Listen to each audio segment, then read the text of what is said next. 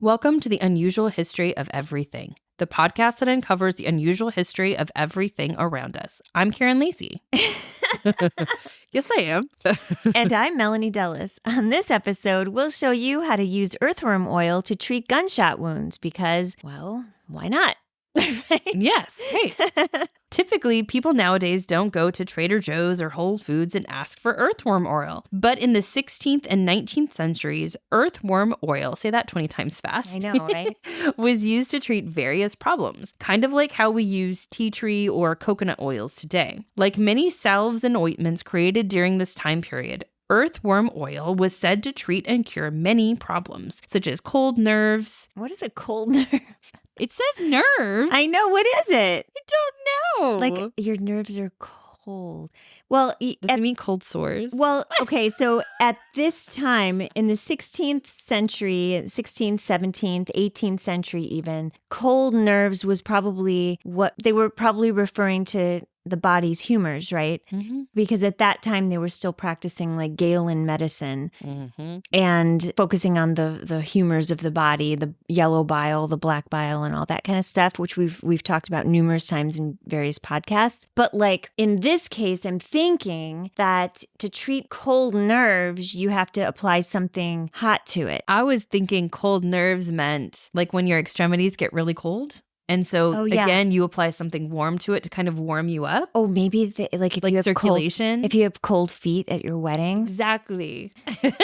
Yeah, it could be anything. So basically like for circulation. But anyway. Yeah, no, that makes complete sense. Yeah. It could be anything. Could be anything. Well, let's get back to cold what nerves. else they treat it. Yeah, what else? Besides cold nerves, there's also arthritis and bruises, rickets, and even gunshot wounds. Earthworm oil was kept in beautiful jars labeled with the Latin words oleum lumbricorum, or oil of earthworms. And because it did not smell good, it was usually mixed with other ingredients. In a recipe from a French doctor named Jean Lebeau, I don't know if I said that right, written in the 1500s, he advises you to take some earthworms, wash them in white wine, cook them in olive oil and red wine until there is no liquid left, then squeeze the oils out into a jar. Nasty. This would then be applied to joints for pain and comforting those cold nerves we were talking about earlier. I'm sure it smelled great. Well, it's got, alcohol with the red wine and the white wine. Olive oil. Yeah, so maybe it didn't smell too bad. I don't know.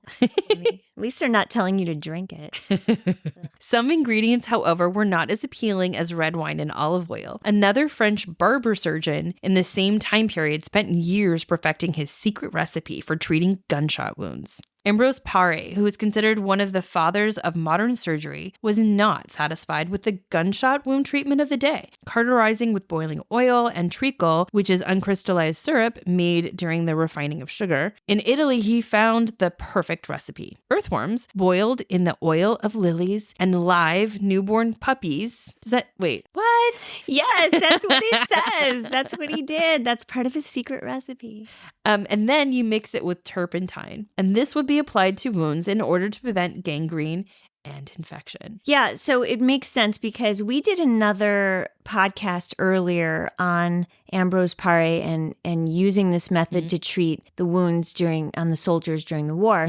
His earthworm oil treatment with the live puppies is after he had already spent years treating the bullet wounds by cauterizing them with the boiling oil and the treacle. And he was the first one to use the turpentine. He figured out that if you put that on the wounds, they don't die of infection. And so that's where the turpentine comes in. But he didn't know at that time about the live puppies and the earthworm oil. He had to go to Italy to find that out. So he was just using boiling oil and turpentine. Oh God, it was just painful and it sounds horrible. And I don't know that boiling live puppies is better, but just the boiling of the live puppies in general, I'm just like, oh, poor puppies. And the idea of it is like, what are you actually getting from that? Because couldn't you get more from doing a different animal or maybe an adult animal. Yeah. Well, they always say that getting the babies is better than getting the adult because whatever's inside the animal is more pure. But it may sound horrible to think of taking a live puppy and boiling it to get the fat. But in many parts of the world, it was a common practice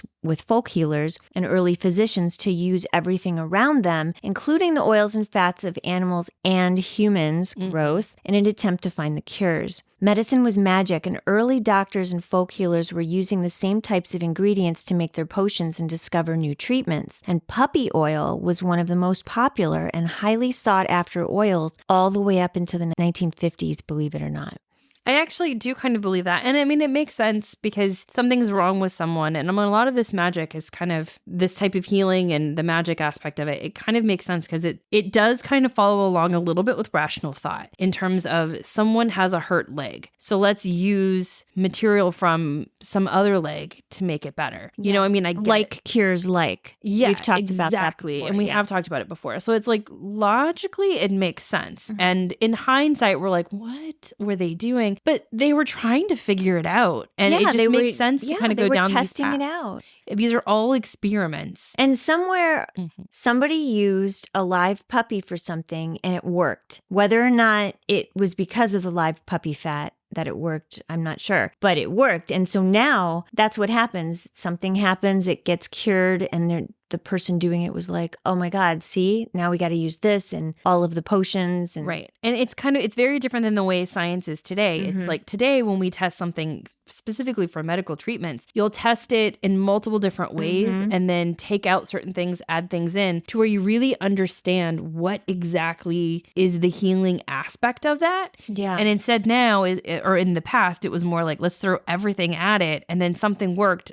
I'm not really sure what it was, so I'm still going to just throw everything at it for a while until something happens. So it's kind of fascinating. Yeah, it is. Well, earthworms have been used in Chinese medicine since the beginning and are still used today to treat fever, arthritis, asthma, and bronchitis. And the worms are dried in a powder or distilled into a liquid, or the oil is extracted from the earthworm's digestive tract. Ugh. They are said to have anti-inflammatory benefits, are rich in antioxidants, and are great for the skin because they are rich in nutrients and omega-3 and omega-6 fatty acids. They're believed to help stimulate the production of white blood cells and are thought to aid in wound healing. All that said, there is a little proof that earthworm oil actually works. In 2018, medical researchers in China published a paper on the effect of earthworm extract on promoting skin wound healing to try to get more data on this ancient ingredient. They took mice with localized wounds and put earthworm extract on them to see if they would heal quickly. Their results showed that not only was healing time decreased, but the mice exhibited less inflammation than the control group that was coated in Jinghuang Hong, a well-established and widely used ointment. Previous studies have also shown that earthworms contain properties that contribute to the acceleration of wound healing, likely due to the fact that their bodies are filled with amino and fatty acids, microelements, lumbretin, lumbrofebrin, terrestrolum, and many other healing agents that I probably cannot pronounce. Earthworms are in such a high demand that they have over-harvested them in China, and the country now faces soil with 0 earthworms.